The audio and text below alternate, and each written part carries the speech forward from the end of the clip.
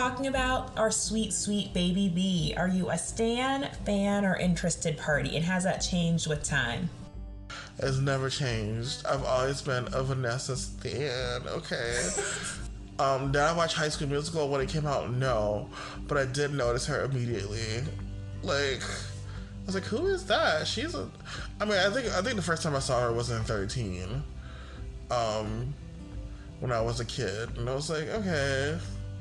But I didn't really, I didn't pay attention to her. But when Disney started rolling the MVs to her commercials, I was like, wait, what is this? Who come back to me? Like, okay, this is cute. The jazz vocalist of our generation. She's out here. So it actually started with her music videos, and because this is a re-record, when we first recorded, you mentioned seeing her in Spring Breakers. Oh, I did go to the theater to see her in Spring Breakers. It was me and two other it was me and my bestie and two other couples. One couple got up and left as soon as they saw breasts on the screen because they didn't know what kind of movie it was. I guess they thought it was like a regular spring break movie, and it was definitely not that. So yeah. Wow, how? I always thought it was marketed as like a really crazy kind of out there movie, especially for someone like Selena Gomez to be in it. Yeah, I guess they were thinking it was gonna be like American Pie or something, I guess. But that movie is nothing of the sort. Yeah. It is very, very a lot of drugs, a lot of sex, a lot of stuff happening, some murder. So watch Spring Breakers. Harmony Korine is a questionable person sometimes, but watch that movie. I like how you mentioned him and not James Franco being in it. Oh, I keep forgetting he's in the movie. I'm not gonna lie. I honestly just watched Vanessa Hudgens in that movie. That's the only character I pay attention to. So you went to the theaters for her? Yeah. Wow. I found her as through Disney, through High School Musical, but you didn't interact with that side of her at all. So did you always think of her as kind of this kind of arts independent film kind of girl? Walk us through her career, if you were describing her to a stranger. Well, okay, so encountering her first with 13 and then with her music, I just thought she would do. I knew she was in High School Musical. Mm-hmm. But I didn't care to watch because maybe that it's like a meme. I'm not happy for you because it didn't happen to me. So I was good for Vanessa Hudgens and the cast of High School Musical. And then I just stuck with her musically. That was literally it. I didn't know anything outside of that. And then she popped up.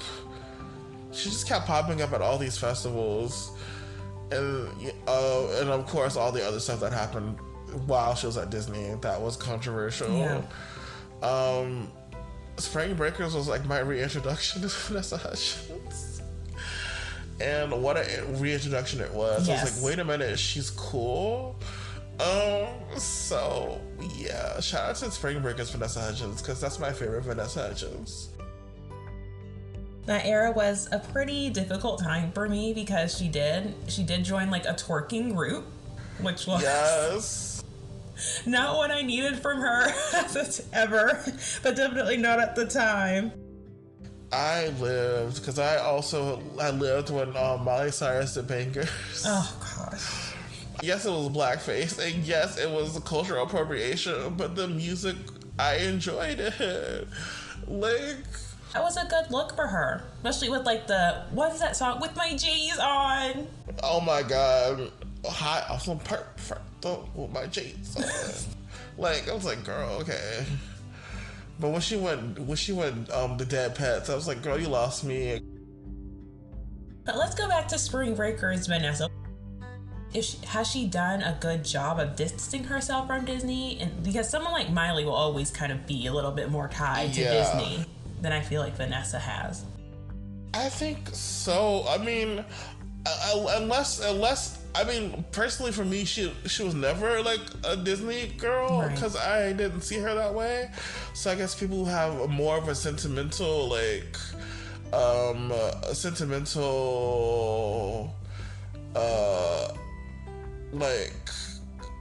fondness of High School Musical, I guess, would see her as part of the Disney brand.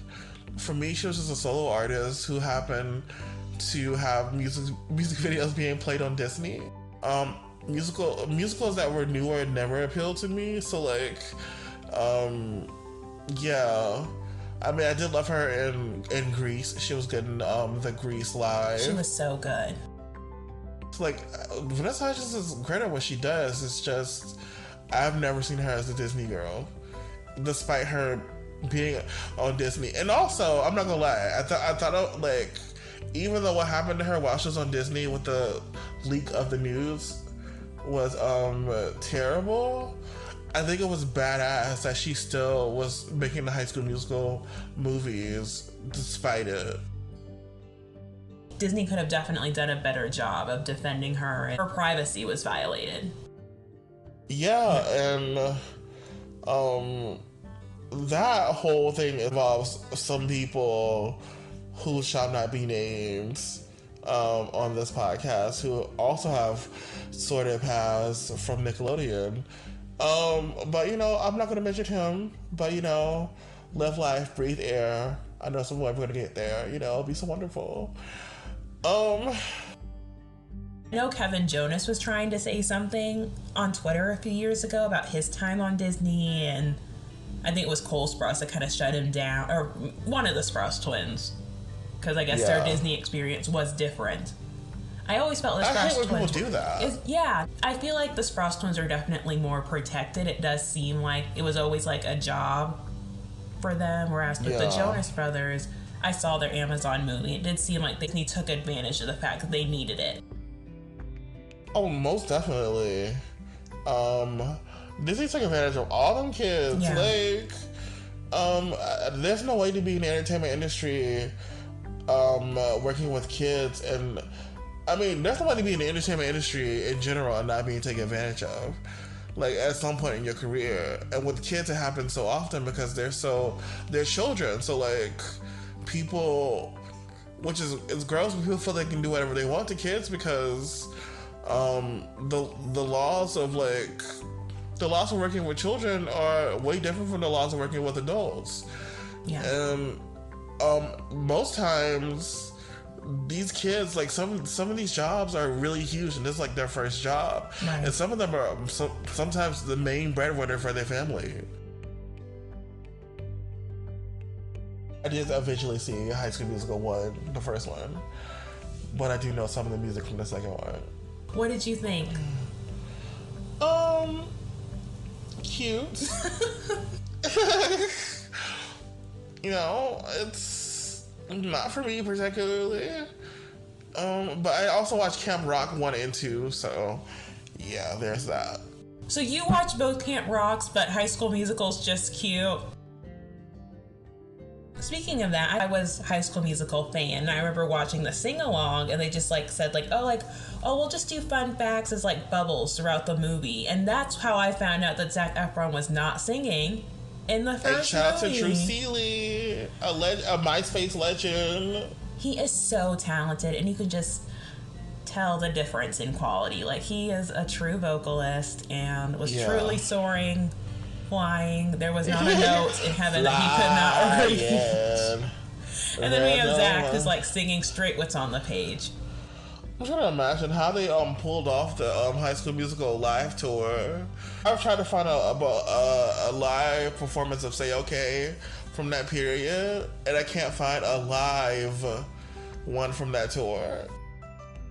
And Say Okay, that we'll get to that later, but oh god.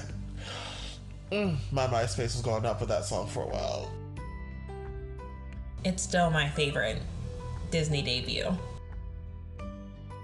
That music video made me want to go to the beach at 5 o'clock in the morning. Right?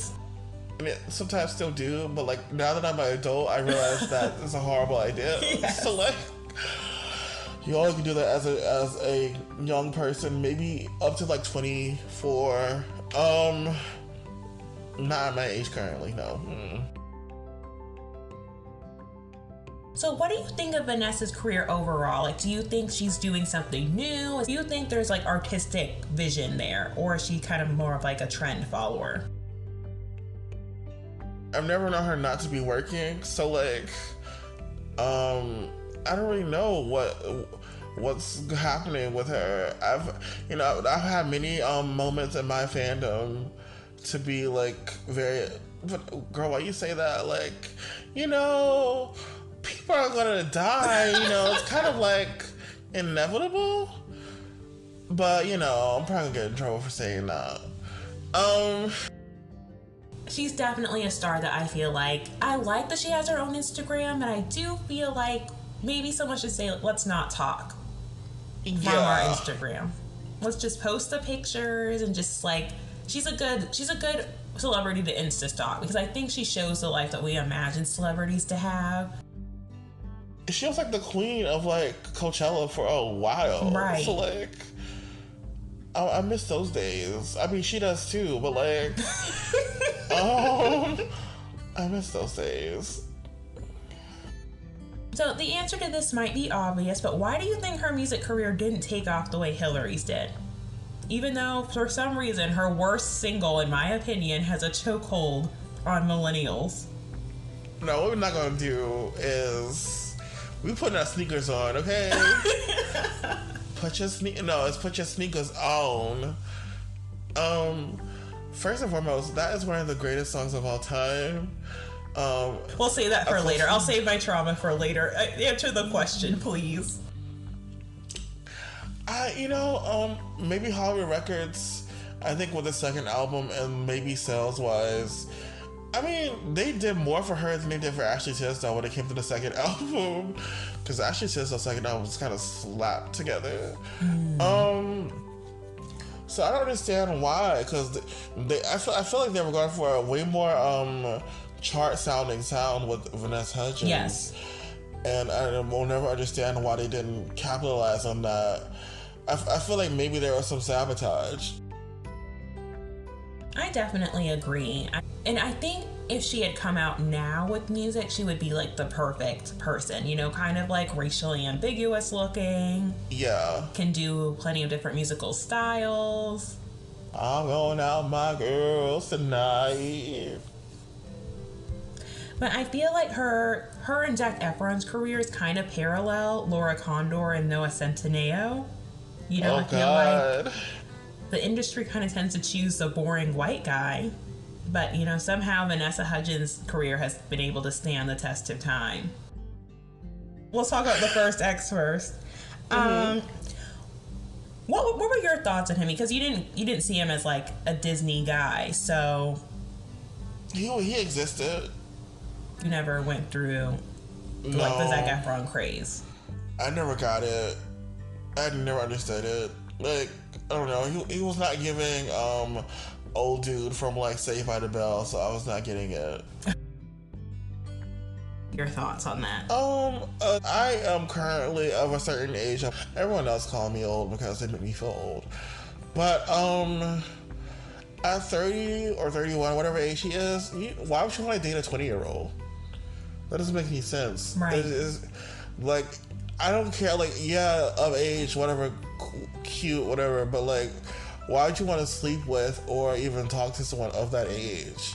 Because like, there's a power imbalance there, first and foremost. I'm not trying to call the person he's dating stupid or anything. I'm just saying, like, you have way more lived experience. And like, you went from dating a grown-ass woman to dating someone who was a child but a few years ago. It's giving Elvis. Maybe he was, method acting. I am so tired of method actors, the whole thing. Just show up and do your job. But please.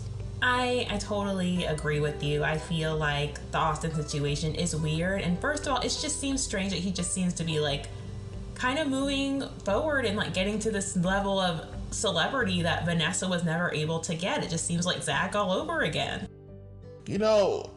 like Hollywood favors white men over any like person of color. Yeah. Especially a woman. Like, right. They're like, Vanessa had no chance. Yeah. And for years, like, he was just, the cute guy by her side. And then I heard that, like, she was the one that, like, said that he should go for Elvis. And now he's able to, like, got all these accolades, like, get all this recognition. Now he's dating someone's child. Oh. And it just, like, speaks to, like, him as a person. I don't know him, but I just think, like, you're dating someone younger for a reason. Yeah.